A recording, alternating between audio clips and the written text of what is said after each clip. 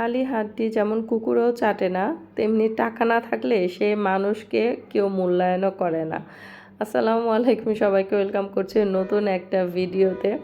টাকা ইনকাম করো, টাকা ইনকাম করো, মেয়েদেরকে আত্মনির্ভরশীল হতে হবে, এ কথাটা বলাটা যতটা সহজ আর আসলে করাটা ততটাই বেশি কঠিন। বিশেষ করে আজকালকার দিনে তো অবশ্যই, তবে কিছু কিছু ক্ষেত্রে সোশ্যাল মিডিয়ার মারফতে বর্তমানে অনেক মেয়েদের জন্যই টাকা ইনকাম করার একটা রাস্তা বেরিয়েছে।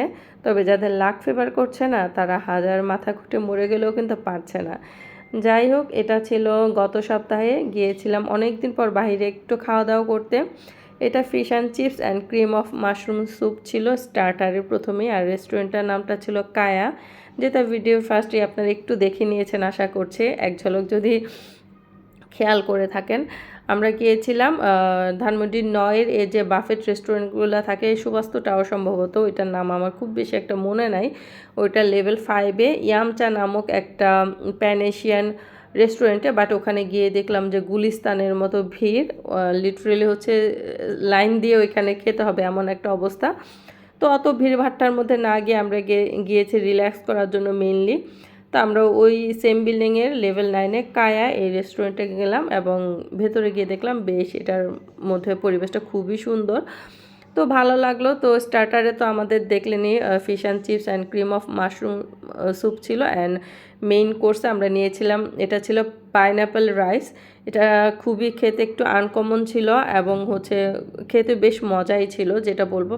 পাইনঅ্যাপেলের অনেকগুলা স্লাইস দেয়া ছিল, আর আমরা বিফের একটা আইটেম নিয়েছিলাম, এটা বিফ চিলি অনিয়ন টাইপেরই।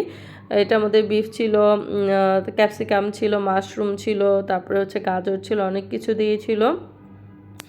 সো দুইটার পাইনঅ্যাপেল রাইসের সাথে বিফের এই কারিটার কম্বিনেশন বেশ ভালো ছিল। তো খেয়ে দিয়ে আমরা বাসায় চলে আসি। তো ওই রেস্টুরেন্টটাতে ডেজার্ট কিছু ছিল না, তো আমরা বের হয়ে আবার একটা পেস্ট্রি শপ থেকে পেস্ট্রি খেয়ে নিলাম। আর এটা ছিল মূলত বৃহস্পতিবার রাত, মানে আমরা শনিবার দিন গিয়েছিলাম রেস্টুরেন্টে খেতে। এটা ছিল তার আগের বৃহস্পতিবার রাতে। আমার হাজব্যান্ড যেদিন ঢাকায় আসে মেনলি, তো ওই দিন আসার সময় ও মিষ্টি নিয়ে আসে, আর মিষ্টি জাতীয় খাবার আর মিষ্টি আমাদের দুইজনের অনেক বেশি পছন্দ। তার মধ্যে আমার এই লাল মিষ্টিটা খুব বেশি ভালো লাগে আর কি।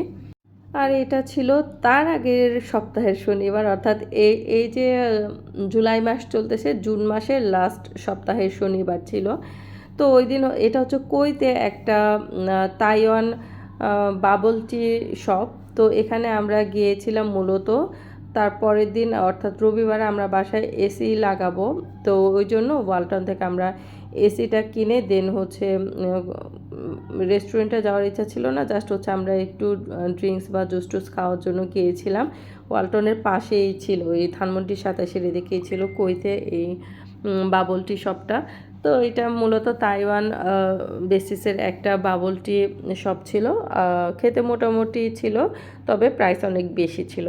তো এটা পরের দিন রবিবার আমাদের বাসায় তো এসিটা ইনস্টল করার জন্য চলে আসে ওয়ালটনের যে সার্ভিস সেন্টার, ওখান থেকে। তো এই তো এসিটা লাগিয়ে দিয়ে যায়, আর এরপরে তো ঘরটা এত বেশি নোংরা হয়ে যায় ধুলো বালিতে। আমার ছিল ঠান্ডা জ্বর, মানে আমার কিন্তু প্রায় 1 সপ্তাহ ধরেই ঠান্ডা জ্বর, তখন মাত্র স্টার্ট হয়েছিল ঠান্ডা জ্বরটা। তো অনেক বেশি কষ্ট হয়েছিল সব কিছু ক্লিন করতে। তারপরও ক্লিন করে দেন হচ্ছে একটু রিল্যাক্স হয়েছি। এরপর আমার হাজব্যান্ডের একটু মিটিং ছিল তার ঢাকায়। তো ওইখানে যাদের সাথে মিটিং ছিল ওইখানে তারা খাওয়া দাওয়া করেছে মোহাম্মদপুরের যে কুরেশি কাবাব, সেখানে খাওয়া দাওয়া করার পর আমাকে ফোন দিল যে তোমার জন্য কি আনবো। তো আমি বললাম যে কিছুই আনা দরকার নেই, আমি বাসায় খেয়ে নেব, যেহেতু রান্না টান্না সব আছে। তো তারপরও মানে নিয়ে এসেছে বিফ চাপ, আর এখানে রুমালি রুটি, আর সেই সাথে সালাদ ছিল। তো আমি আবার ওইটা তখন খেতে চাচ্ছিলাম না, তো বারবার বলতেছিল যে না গরম গরম আছে, এখন খেয়ে নাও, আগামীকালকে খেলে এটার টেস্ট পাবে না। তা আমি হচ্ছে ক্যামেরাতে দেখানোর জন্য ভাবলাম যে একটু টেস্ট করি, পরে খেয়ে দেখলাম যে না, এটা খেতে অনেক বেশি মজা। আসলে যদি এটা আমি পর দিনের জন্য রেখে দিই তাহলে একটু টেস্ট লাগবে না, দেন আমি রাতেই খেয়ে ফেললাম। আর সেই সাথে আমার জন্য ডেজার্ট নিয়ে এসেছে। আমি মেনলি বলেছিলাম যে পেস্ট্রি নিয়ে আসতে, আসলে আমি পেস্ট্রি যতই খাই না কেন আমার কেন জানি মন বলে না। তো আমার জন্য হচ্ছে ব্লুবেরি চিজ কেক মিস্টার বেকার থেকে নিয়ে এসেছিলো, এটাও মোহাম্মদপুরে আছে এটার ব্রাঞ্চটা। তো আমার কাছে তো ব্লুবেরি চিজ কেকটা অনেক বেশি ভালো লাগে। আসলে ব্লুবেরি চিজ কেক না, আমার কাছে সব ধরনের পেস্ট্রি অনেক বেশি মজা লাগে, পেস্ট্রি বা মিষ্টি জাতীয় খাবার অনেক বেশি ভালো লাগে। এই জন্যই হয়তো বা এত হেলদি আর ওয়েট কমানোর পরও আবার বারবার বেড়ে যাচ্ছে। আসলে যারা একটু ফুডি তাদের ওজনটা কন্ট্রোলে রাখা কিন্তু খুবই টাফ। আমার মনে হয় একমাত্র মডেল ছাড়া বা খুব বেশি ফিগার নিয়ে সচেতন এমন মানুষ ছাড়া, যারা ফুডি মেনলি তারা কিন্তু তাদের ওয়েটটাকে ধরে রাখতে পারে না ওইভাবে। তো এটা টেস্ট করলাম, দেখলাম যে না অনেক বেশি মজা।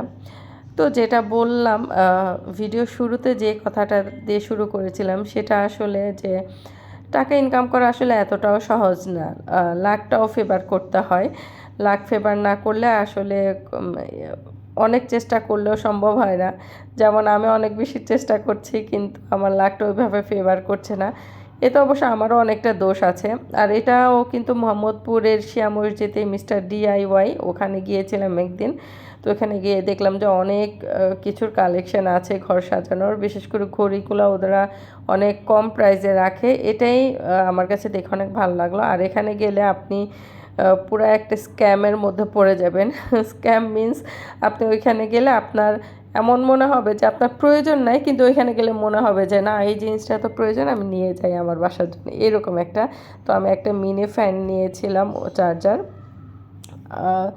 তো যাই হোক, মূল কথায় আসি, সেটা হচ্ছে যে টাকা না থাকলে দেখবেন যে আপনার আত্মীয় স্বজন পরিবার পরিজন বলেন কেউ আপনাকে দাম দিবে না। আর যখন আপনার টাকা থাকবে তখন আপনার আত্মীয় স্বজন পরিবার পরিজন সবাই আপনাকে অনেক দাম দিবে, সেলুট দেবে সব জায়গায়।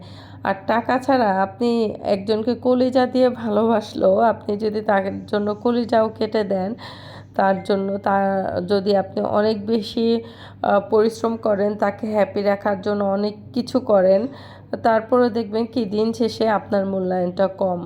দিন শেষে যার টাকা আছে তাকে মানুষ বেশি মূল্যায়ন করে। আর আমরা এখন আসলে বলি যে মেয়েরা স্বাবলম্বী হও স্বাবলম্বী হও, কিন্তু একটা বিষয় যেটা সেটা হচ্ছে বাংলাদেশের প্রেক্ষাপটে কিন্তু মেয়েদের স্বাবলম্বী হওয়াটা অনেক বেশি টাফ। কারণ পড়াশোনা করলে বা অনার্স মাস্টার্স কমপ্লিট করলেই যে একটা মেয়ে সহজেই সে স্বাবলম্বী হতে পারবে বা সহজেই সে একটা জব পাবে, একটা ভালো স্যালারি পাবে বা একটা ভালো কাজের পরিবেশ পাবে এমনটা না। কারণ আমি নিজেও দেখেছি যে একমাত্র গভর্নমেন্ট জব ছাড়া, আমি গভর্নমেন্ট জবের জন্য আসলে এটা বলবো যে আমার নিজেরই অবহেলা গাফিলতির কারণেই হয়নি। আমি কখন আসলে ওইভাবে সিরিয়াসভাবে জবের জন্য ট্রাই করিনি, তো বা পড়াশোনা করিনি, যার কারণে হয়নি আমি এটা বলবো।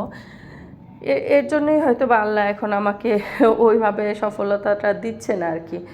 তো যাই হোক, আসলে আমি বলবো প্রতিটা মেয়েরই যার যে দিকে যোগ্যতা আছে আর যে যেভাবে পারে সেভাবে তাকে স্বাবলম্বী হওয়া উচিত। বর্তমানে তো এই যে সামাজিক যোগাযোগ মাধ্যম ফেসবুক ইউটিউবের মাধ্যমে অনেকেই ইনকাম করছে, অনেকে পজিটিভ ওয়েতে ইনকাম করছে ভাইরাল হয়ে, অনেকে নেগেটিভ ওয়েতে ভাইরাল হয়ে কিন্তু ইনকাম করছে। বাট সবাই কিন্তু চাইলেই নেগেটিভ ওয়েতে ভাইরাল হতে পারে না, সবার পক্ষে সম্ভব না বিষয়টা। কারণ এক একজনের ফ্যামিলি স্ট্যাটাস অনুযায়ী বা অনেক কিছু চিন্তা করে। তবে যাই হোক, আসলে বাংলাদেশের প্রেক্ষাপটে একটা মেয়ের স্বাবলম্বী হওয়া আর্থিকভাবে, এই বিষয়টা এত বেশিও সহজ না, না পড়ালেখা করে না সোশ্যাল মিডিয়ার মাধ্যমে। তো যাই হোক, তারপরও বলবো যে সবার আসলে চেষ্টা করা উচিত যে যাতে আর্থিকভাবে স্বাবলম্বী হওয়া যায়, তাহলে অ্যাটলিস্ট মেয়েরা নিজেরাও ভালো থাকতে পারে এবং নিজেদের ফ্যামিলি বাবা মা তাদেরকেও ভালো রাখতে পারে। আসলে টাকা ছাড়া এই দুনিয়াতে কোনো মূল্য নাই। টাকা ছাড়া আপনাকে কেউ, আপনি কারো বাসায় গেলে আপনাকে কেউ এক কাপ চা পর্যন্ত দিবে না ভালো মতো, জানেন, এটাই বাস্তব। এই জন্যই আমি আসলে বলবো যে আসলে আল্লাহর কাছে নিজের তো চেষ্টা করতেই হবে, সেই সাথে আল্লাহর কাছে অনেক বেশি দোয়া করতে হবে যে আমরা যাতে স্বাবলম্বী হতে পারি, সেই পথটা যাতে আল্লাহ সহজ করে দেয়। তো আজকের ভিডিওটা কিন্তু এ পর্যন্তই ছিল। সবাই ভালো থাকবেন, দেখা হবে নেক্সট ভিডিওতে। আল্লাহ হাফেজ।